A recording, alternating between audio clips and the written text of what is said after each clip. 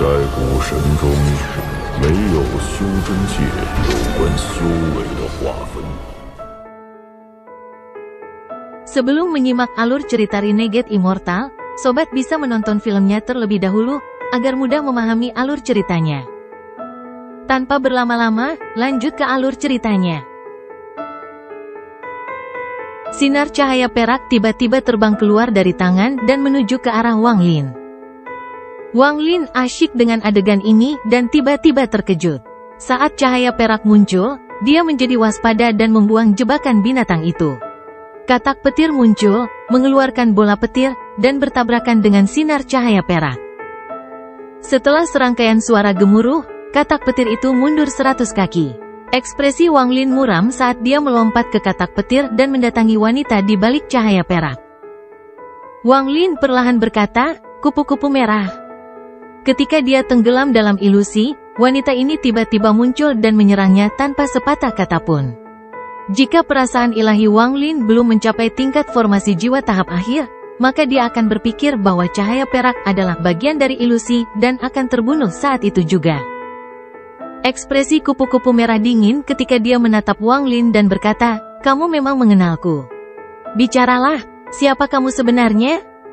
Ekspresi Wang Lin tetap tenang saat dia berkata, "Siapa yang tidak tahu kejeniusan Sueyu?" Kupu-kupu merah dengan dingin berkata, "Tidak mau mengatakannya, maka sebaiknya kamu tetap di sini selamanya." Dengan itu, dia mengangkat tangan kanannya dan seberkas cahaya perak muncul di telapak tangannya. Dia dengan dingin menatap Wang Lin. Wang Lin tertawa terbahak-bahak. Matanya berbinar dan dia berkata, "Saya mendengar kupu-kupu merah berhasil mencapai tahap akhir formasi jiwa hanya dalam 100 tahun. Meskipun 100 tahun bukanlah waktu yang lama, itu adalah seumur hidup bagi manusia. Aku ingin tahu, apakah orang tuamu masih hidup?" Kupu-kupu merah mengerutkan kening. Dia melambaikan cahaya perak di tangannya dan kemudian langit tiba-tiba tertutup bintik cahaya perak. Cahaya mulai menyinari Wang Lin. Wang Lin menamparkan katak petir itu, lalu perutnya membengkak dan mengeluarkan bola cahaya. Bola petir melayang ke udara, lalu Wang Lin berteriak, "Meledak!" Tiba-tiba, bola petir meledak dan sinar petir menghalangi titik cahaya perak. Ini memberikan waktu bagi Wang Lin untuk mundur dengan cepat. Adapun katak guntur, setelah meludahkan bola petir, ia dengan cepat mundur bersama Wang Lin. Saat Wang Lin mundur, dia berteriak, "Kupu-kupu merah, apakah orang tuamu punya anak lain? Jika tidak, bukankah itu berarti tidak ada orang yang mengirim mereka pergi? Itu berarti kamu kurang berbakti." Kupu-kupu merah mengerutkan kening lagi saat dia dengan dingin menatap Wang Lin dan menyerangnya. Dia melambaikan tangan kanannya dan pedang terbang tiba-tiba muncul di atas kepalanya.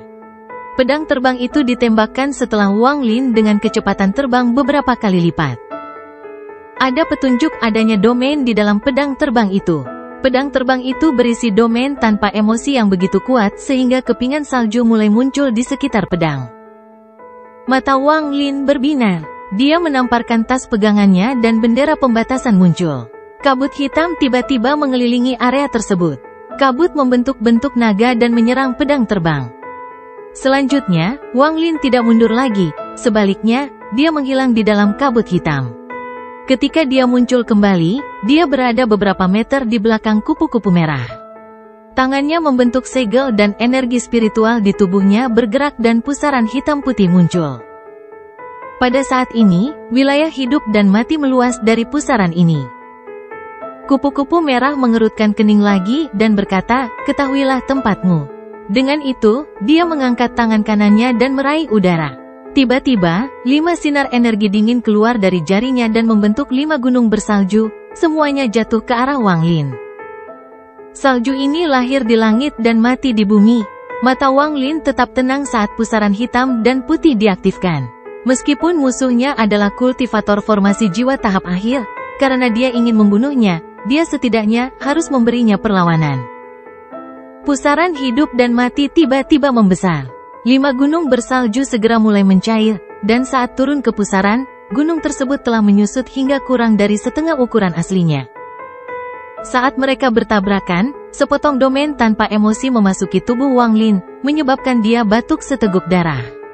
Darah segera berubah menjadi es setelah keluar dari tubuhnya. Wang Lin bisa merasakan tubuhnya dikelilingi oleh rasa dingin. Ingatannya tentang keluarga dan orang yang dicintainya mulai memudar. Hati Wang Lin tidak panik. Dia tahu bahwa begitu semua kenangan ini hilang, dia akan menjadi pembunuh tanpa emosi. Hal ini akan menjadi benih dalam pikirannya bagi kupu-kupu merah untuk mengendalikan hidup dan matinya. Domain hidup dan mati diaktifkan di tubuhnya. Adegan ketika ia berubah menjadi manusia fana, kehidupan dan kematian orang tua dan Yu, dan berbagai pengalaman sebagai manusia memadat di hatinya. Menggunakan momen kejelasan ini, Wang Lin berteriak. 100 tahun, seumur hidup dan cinta orang tua bukanlah sesuatu yang bisa dihapuskan oleh surga. Kupu-kupu merah, meskipun orang tuamu telah memasuki siklus reinkarnasi dan sudah mengawasimu dari belakang, apakah kamu berani berbalik dan melihat? Meskipun ekspresi kupu-kupu merah tetap sama, Wang Lin bisa merasakan bahwa wilayah tanpa emosi di tubuhnya telah sedikit melemah. Ranah hidup dan mati berputar di sekujur tubuhnya dengan cepat saat tubuhnya menghilang. Ketika dia muncul kembali, dia berada di atas katak petir. Dia kemudian dengan cepat mundur. Wang Lin mengibarkan bendera pembatasan di tangannya dan 100 naga yang terbuat dari asap pembatasan menyerang kupu-kupu merah. Wang Lin menggunakan beberapa saat untuk memaksa domain tanpa emosi keluar dari tubuhnya sehingga tidak lagi membahayakan dirinya. Ekspresinya gelap, karena apa yang baru saja terjadi sangat berbahaya. Jika ada yang tidak beres, ia akan menjadi bagian dari siklus dan tidak lagi memiliki hak untuk bersaing dengan surga. Domain kultivator formasi jiwa tahap akhir benar-benar kuat. Wang Lin menarik napas dalam-dalam. Sebenarnya, saat kupu-kupu merah menyerangnya secara diam-diam, pertarungan mereka telah dimulai. Wang Lin telah melihat taktik hati es. Kuncinya adalah mengusir semua emosi lalu menghancurkan dan memurnikannya hingga seseorang mencapai keadaan tanpa emosi. Ini adalah hati Dao kupu-kupu merah. Sejak pertama kali dia melihat taktik panas es, Wang Lin memikirkan tentang bagaimana kupu-kupu merah telah mencapai tahap akhir formasi jiwa hanya dalam 100 tahun. Di satu sisi, itu menunjukkan betapa kuatnya dia, tapi di sisi lain, itu juga salah satu kelemahan terbesarnya. Tanpa waktu untuk melatih hati Dao seseorang, mereka tidak bisa dibandingkan dengan monster tua yang telah hidup lebih lama. Selain itu, hanya dengan 100 tahun, tidak ada cara untuk menghapus seluruh emosinya. Hanya dengan membuatnya mengingat masa lalu dan merasakan sedikit emosi yang digunakan Wang Lin untuk menghancurkan hati Dao-nya, barulah dia memiliki peluang untuk menang.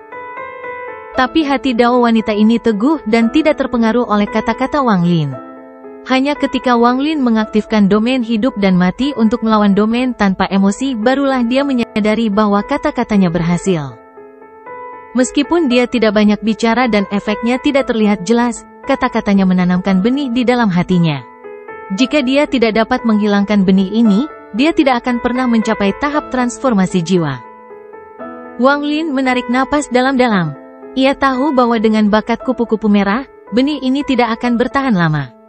Namun, jika dia berulang kali menyentuh titik lemah itu dan membuktikan bahwa wilayah hidup dan matinya adalah jalan yang sebenarnya, sedangkan wilayah tanpa emosinya memiliki kekurangan, maka wanita ini tidak lagi menakutkan. Kupu-kupu merah tidak peduli dengan naga-naga yang menyerbu ke arahnya. Saat naga mendekat, jiwa asal kupu-kupu merah keluar dan dia melambaikan tangannya.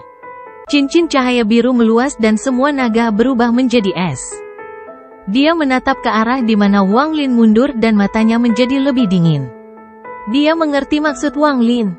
Awalnya, ini tidak akan menjadi masalah, tapi domain Wang Lin sangat aneh. Dia berhasil mendapatkan sepotong kehidupan dan kematian dari siklus reinkarnasi. Saat pegunungan bersalju mendarat di pusaran, dia dengan jelas merasakan wilayah hidup dan mati memasuki tubuhnya, menyebabkan kenangan masa lalu teringat kembali. Meskipun dia dapat dengan cepat menghapus gambar itu, kata-kata Wang Lin masuk ke telinganya.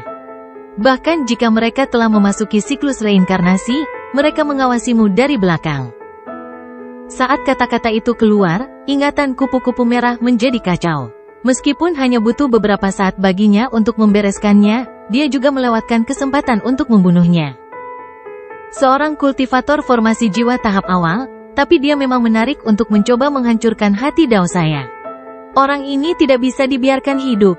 mata Red Butterfly kembali normal dan dia mengejar Wang Lin. Saat Wang Lin berlari, dia melambaikan tangannya dan menyingkirkan katak petir itu. Namun, kecepatan kultivator formasi jiwa tahap akhir jauh di atas kecepatan kultivator formasi jiwa tahap awal. Segera, dia merasakan energi dingin muncul di belakangnya. Wang Lin menarik napas dalam-dalam. Saat dia hendak melarikan diri, pikirannya tiba-tiba menjadi kosong dan dia teringat akan cetakan tangan raksasa yang dia lihat di istana. Dia mencoba memahaminya tetapi pada akhirnya gagal. Saat dia berlari, gambaran sidik jari itu menjadi semakin jelas di benaknya. Dia tiba-tiba teringat ilusi yang diperlihatkan padanya, khususnya cetakan tangan yang menghancurkan pedang dan turun ke tanah. Ilusi cetakan tangan itu dengan cepat menyatu dengan gambar cetakan tangan dari istana. Di bawah kondisi pikiran yang aneh ini, tubuh Wang Lin tiba-tiba terbang dan dia dengan cepat naik ke langit. Kupu-kupu merah mencibir sambil mengejarnya dan berpikir, tidak masalah jika kamu berlari ke depan atau ke atas, kamu tidak akan bisa lolos semudah itu. Wang Lin naik ke langit dan tiba-tiba berhenti. Dia melihat ke tanah, seolah dia menyadari sesuatu dan dengan lembut menekannya dengan tangannya. Tiba-tiba, langit menjadi gelap dan berbagai aliran energi berkumpul di bawahnya, membentuk telapak tangan raksasa tepat di bawah Wang Lin. Untuk pertama kalinya, ekspresi kupu-kupu merah berubah. Dia ingin menghindar, tetapi telapak tangannya sangat besar dan tiba dengan sangat cepat. Ia menembus tubuh kupu-kupu merah dan mendarat di tanah, menciptakan gelombang debu. Dia terkejut dan segera memeriksa tubuhnya dan menemukan tidak ada yang salah. Dia tidak tahu bahwa telapak tangan Wang Lin ini tidak memiliki kekuatan dan hanya dia yang mencoba memahami cetakan tangannya. Setelah membuang telapak tangannya, semua energi spiritual di dalam tubuh Wang Lin menghilang. Karena jebakan binatang buas, dia cukup terbiasa dengan situasi ini, jadi dia segera memakan beberapa pil. Sebelum pilnya benar-benar larut, dia mengeluarkan batu gioknya, membuka formasi, dan secara acak memilih lokasi.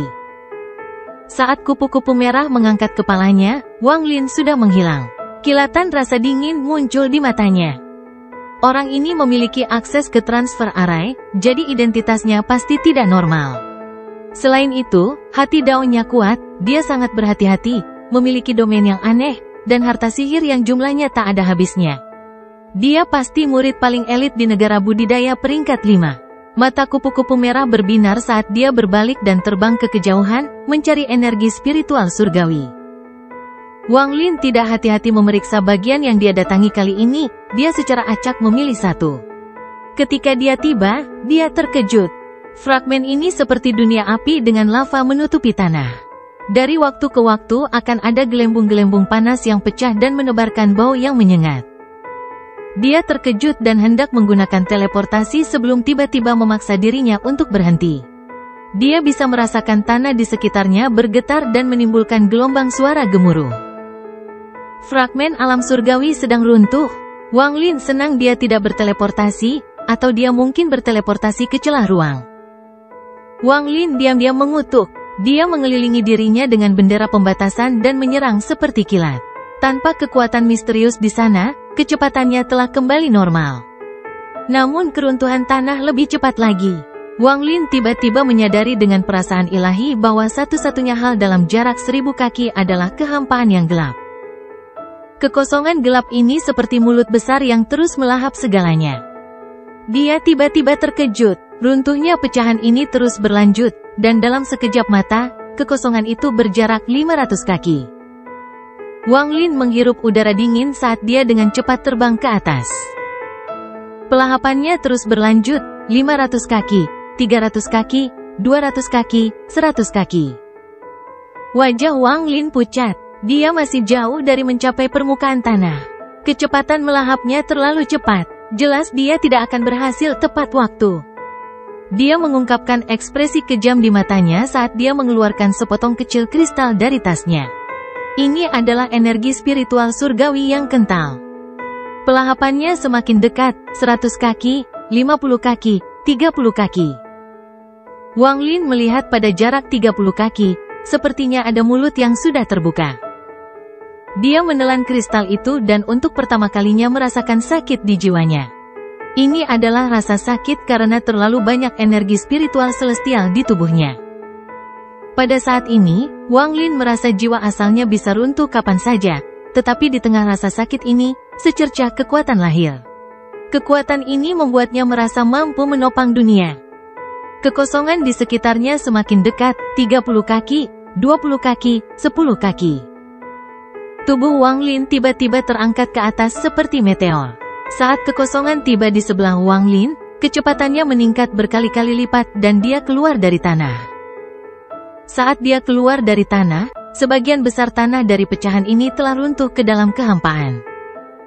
Di bawahnya ada ruang dengan hanya beberapa pilar yang sepertinya menopang langit, tapi bahkan pilar itu pun menyusut dan perlahan menghilang. Langit dipenuhi celah ruang. Tapi Wang Lin tidak bisa merasakannya karena dia berada dalam kondisi gila ini dan menyerang dengan kecepatan lebih cepat dari meteor. Ada banyak celah ruang di langit. Namun ada lebih banyak lagi kekosongan yang terbentuk ketika celah ruang tersebut saling terhubung. Penerbangan Wang Lin seperti burung phoenix yang sedang berjuang terbang ke langit, tetapi celah ruang tiba-tiba terhubung di depannya, membentuk area kehampaan yang luas. Wang Lin tiba-tiba masuk ke dalam. Dia kemudian dikelilingi oleh kegelapan dan gelombang udara dingin memasuki tubuhnya. Di bawah rangsangan udara dingin, pikiran Wang Lin tiba-tiba menjadi jernih. Tanpa sepatah kata pun, dia mengendalikan tubuhnya untuk mundur. Setelah berjuang beberapa saat, dia keluar dari celah yang belum tertutup. Dengan menggunakan momen kejelasan ini, dia menghindari semua celah ruang. Saat pecahan itu benar-benar runtuh, dia menyerang dan menghilang tinggi di langit. Disinilah dia memasuki alam surga sebelumnya. Di bawah pusaran itu ada sebuah platform, dan di atas platform itu ada beberapa orang yang menatapnya dengan heran. Tubuhnya menghilang dan muncul kembali di peron. Dia batuk seteguk darah dan terjatuh. Menggunakan bagian terakhir dari kekuatannya, dia menunjuk ke alisnya dan banyak jiwa pengembara keluar dari dahinya. Wang Lin telah mengumpulkan puluhan ribu jiwa pengembara dalam perjalanannya ke medan pertempuran asing. Sekarang semuanya telah dilepaskan, mereka membentuk tornado hitam di sekitar Wang Lin. Hal ini menyebabkan ekspresi semua orang di platform berubah, dan mereka segera mundur. Wang Lin jatuh ke tanah. Dia berjuang untuk duduk dalam posisi lotus sebelum makan 7 atau 8 botol pil, dan mulai berkultivasi. Puluhan ribu jiwa pengembara melolong saat mereka berputar di sekitar Wang Lin. Mata dingin mereka sesekali melihat ke arah orang-orang yang berdiri di peron. Jiwa pengembara ini adalah jiwa pengembara sejati dari medan pertempuran asing. Dia telah menghabiskan banyak upaya untuk melewati hukum dunia untuk mengeluarkan mereka. Sebenarnya, dia telah mengumpulkan lebih dari 100.000 jiwa pengembara selama bertahun-tahun yang dia habiskan di medan pertempuran asing, tapi dia hanya mampu mengeluarkan 10.000 jiwa ini. Pusaran jiwa pengembara sangat besar, orang-orang di peron semua memandanginya. Salah satu dari mereka memberikan perhatian ekstra. Matanya berbinar dan di keningnya lambang kapak memudar keluar masuk. Orang ini adalah anggota klan iblis raksasa yang berasal dari Suzaku juga. Dia mampu mengidentifikasi Wang Lin dalam sekejap dan merenung dalam diam. Salah satu orang di platform ini adalah seorang pria parubaya yang mengenakan mantel abu-abu. Matanya gelap, hidungnya agak miring, dan dia terlihat sangat murung. Dia melihat di mana Wang Lin berada dan mengambil langkah ke arahnya. Anggota klan iblis raksasa memandang orang ini, tapi dia tidak berbicara, dia malah mengungkapkan ekspresi mengejek. Dalam pandangannya, tingkat kultivasi orang ini bahkan belum berada pada tahap formasi jiwa, hanya Naschen Soul tahap akhir. Mencoba mengambil nyawa seorang kultivator formasi jiwa dengan tingkat kultivasi ini seperti memukul batu dengan telur. Pria berjubah abu-abu itu dengan hati-hati bergerak maju dan mendekati jiwa-jiwa yang mengembara. Dia mulai melantunkan mantra dan bola api hitam terbentuk di tangannya. Saat api hitam muncul, gelombang panas menyebar. Dia menatap Wang Lin dengan keserakahan di matanya dan melemparkan api hitam ke arahnya. Tepat pada saat ini, jiwa-jiwa pengembara yang berputar-putar di sekitar Wang Lin tiba-tiba berhenti dan menatap pria berjubah abu-abu itu, menyebabkan dia mundur. Tapi tiba-tiba, jiwa pengembara itu mengeluarkan jeritan tajam dan menyebar. Sepertiga dari jiwa pengembara melompat ke arah api hitam dan 2/3 sisanya melompat ke arah pria berjubah abu-abu. Adegan ini sangat mengejutkan. Ekspresi pria berjubah abu-abu itu tiba-tiba berubah saat dia mengeluarkan pedang terbang. Dia menunjuk dengan jarinya dan pedang terbang itu terbang ke arah jiwa-jiwa yang mengembara. Namun, jiwa pengembara ini bukanlah iblis, jadi mereka memiliki ketahanan tertentu terhadap mantra. Pedang itu hanya mampu memperlambat beberapa orang di depan sementara sisanya dengan cepat tiba di hadapan pria berjubah abu-abu itu dan melompat ke arahnya. Sekitar 7 atau 8 jiwa pengembara telah memasuki tubuh pria berjubah abu-abu itu, menyebabkan ekspresinya tiba-tiba berubah. Dia dengan cepat menggigit lidahnya dan mengeluarkan darah, yang dengan cepat menjadi api. Nyala api segera mengelilinginya saat dia duduk untuk mencoba memaksa jiwa pengembara keluar dari tubuhnya. Di luar api yang mengelilinginya, sejumlah besar jiwa pengembara mengelilingi api dan melompat ke sana. Nyala api perlahan melemah. Sepertinya sudah siap untuk keluar. Adapun bola api yang dia lempar, dilompati oleh jiwa-jiwa pengembara dan dilemahkan. Meskipun beberapa jiwa pengembara mati pada akhirnya, bola api tersebut menghilang ketika jaraknya 30 kaki dari Wang Lin. Jiwa pengembara yang tersisa tidak menyerang tetapi mengepung Wang Lin dan dengan dingin menatap orang-orang di peron. Pria berjubah abu-abu itu diam-diam mengutuk dan menyesali tindakannya meskipun dia tahu bahwa orang-orang yang datang ke sini semuanya sudah siap dan dapat dianggap sebagai elit di planet budidaya masing-masing. Namun dia tidak pernah menyangka kalau makhluk yang dilepaskan oleh lawannya yang terluka parah ini bisa seseram ini. Jika budidaya musuh berada pada kekuatan penuh, maka dia akan mati di sini hari ini. Melihat api di sekelilingnya akan padam dan masih banyak makhluk misterius tersebut, pria berjubah abu-abu itu mengatupkan giginya dan melambaikan tangannya. Sebuah kuali kecil kemudian muncul di depan kepalanya. Matanya menunjukkan ekspresi enggan saat dia akan menggunakannya untuk kembali ke planet budidayanya. Namun, saat dia bersiap untuk membuka kuali kecil, Wang Lin tiba-tiba membuka matanya dan mengulurkan tangan. Kuali kecil itu dengan cepat meninggalkan tangannya dan terbang ke tangan Wang Lin. Ekspresi pria berjubah abu-abu itu tiba-tiba berubah. Wajahnya pucat dan keringat dingin muncul di dahinya. Ekspresi Wang Lin muram saat dia meremas tangannya seolah dia akan memecahkan gelembung dan api yang sudah memudar di sekitar pria berjubah abu-abu itu benar-benar menghilang. Saat apinya menghilang, pria berjubah abu-abu itu menjerit histeris dan segera berteleportasi menuju pusaran. Di matanya, satu-satunya cara baginya untuk hidup adalah memasuki alam surga. Tapi itu sudah terlambat. Kecepatan jiwa pengembara bahkan lebih cepat dari kecepatannya. Saat dia muncul, jiwa pengembara yang tak terhitung jumlahnya telah tiba dan memasuki tubuhnya. Tubuhnya bergetar ketika dia jatuh ke peron dengan jeritan yang menyedihkan dan tubuhnya bergerak-gerak beberapa saat sebelum mati. Daging di tubuhnya perlahan menghilang saat ia menjadi kerangka. Seseorang dapat melihat jiwa-jiwa pengembara dengan gembira keluar masuk tubuhnya. Di bawah komandonya, jiwa-jiwa pengembara di sekitarnya kembali kepadanya dan menghilang ke alisnya.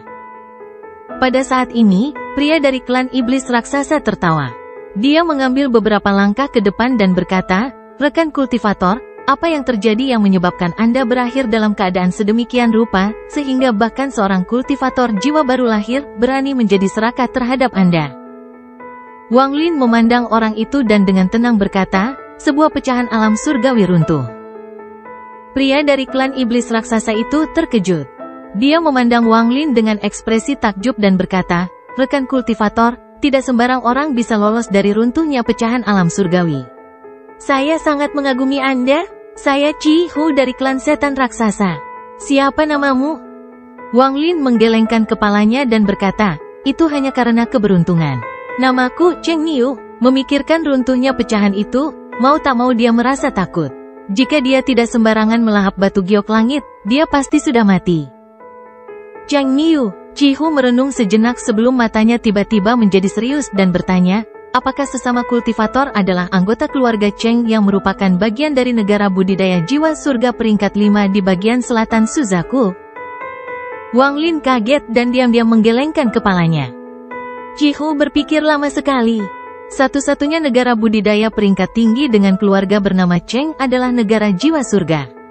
Meski tidak mengakuinya, Chi Hu tidak percaya bahwa Cheng Niu telah memperoleh kultivasinya sendiri.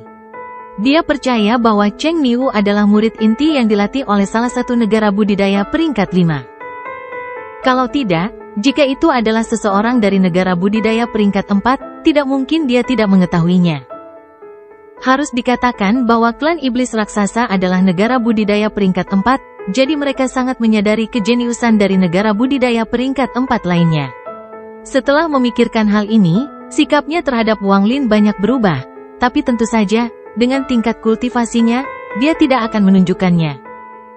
Chihu ragu-ragu sejenak dan perlahan bertanya, "Saudara Cheng, bolehkah saya mendekat untuk berbicara?" Wang Lin dengan tenang memandang orang ini dan mengangguk. Chihu dengan cepat berjalan ke depan dan tiba di tepi platform tempat Wang Lin berdiri. Dia dengan santai melambaikan tangannya dan membentuk layar cahaya. Ekspresi Wang Lin tetap sama, tapi dia diam-diam bersikap waspada.